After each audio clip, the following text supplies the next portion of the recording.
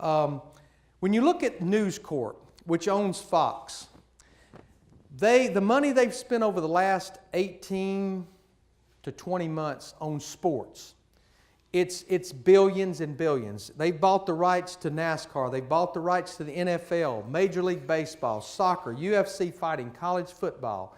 So a couple of years ago, as they were spending all this money, they said, you know what, we need one network, one channel, if you might call it, to put all this sporting on. We don't want to confuse our fans by having it all over the place. Yeah, we've got FX, we've got Fuel TV, we've got Speed.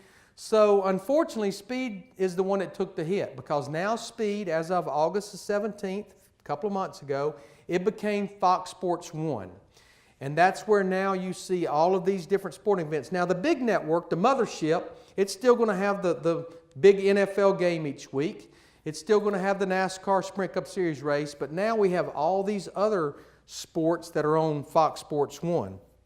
And you know, when I became a broadcaster and we started having meetings and seminars weekly, monthly, they were shoving so many things at us, it was almost, it'd make your head spin. But every meeting I went to, every seminar I went to, didn't take me long to figure out that there were 3 things that we needed to make sure that we did as broadcasters. And I think this is true in any sports broadcasting, is you have to tell the story. You know what? If Kyle Busch spins Brad Keselowski out in the middle of the front straightaway, there's no sense in trying to tell the viewer that Brad's foot must have slipped off the throttle. Kyle Busch dumped him in the middle of the straightaway. That's the only thing that did happen.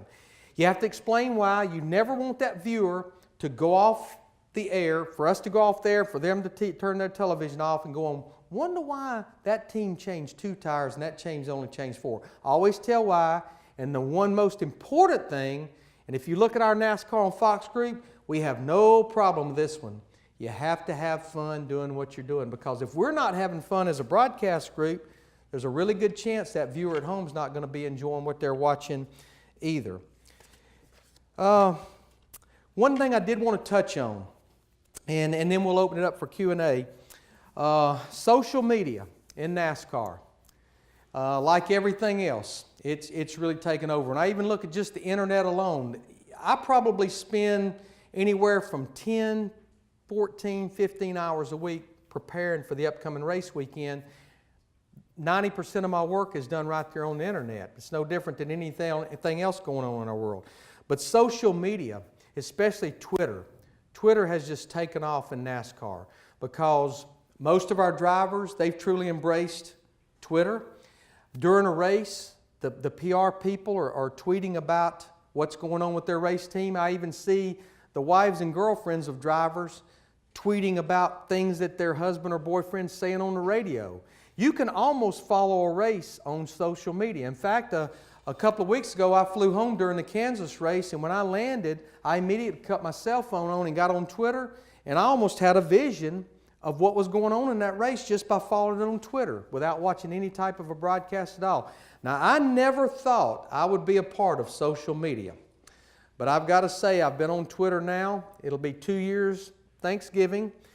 And it's not near as many as Justin Bieber or Lady Gaga, I know, but I do have 90,000 followers, and it continues to grow. It seems like every race weekend it just grows in leaps and bounds. I never figured anyone cared if I was getting on an airplane and traveling, or I just had walked the dog, but obviously the race fan out there, they want to know about things that's going on with social media. I do want to close out, and then we'll open it up for some question and answer. Because I had a lot of things written down here, and I knew time was going to get me. I tell this to Brandon, especially on his racing, but I tell Kendall this about her tennis, our youngest daughter, and then my oldest daughter, who's in interior design. I try to tell her the same thing. But I especially look at Brandon and his racing, and I really mean this when I tell this to him. And this is what I've tried to do as a crew chief and try to do as a broadcaster. But I tell Brandon, I do not expect you to be the best race car driver that there is. But what I do, and I will push you to do, is be the best race car driver you can be.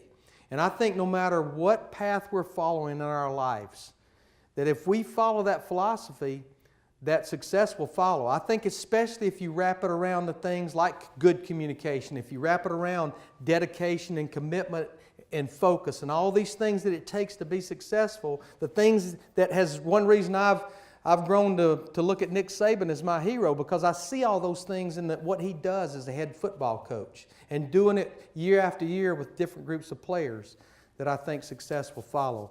I hate the time jumped away that quick. As my wife will attest to, I'm like a Baptist preacher. I could go all afternoon long. But with that said, I think we'll open it up for some questions. And anything you've got, throw it my way. And if I don't have the answer, I'll just do what my colleague Darrell Waltrip does. I'll just make an answer up anyhow. That way you'll at least leave here with one.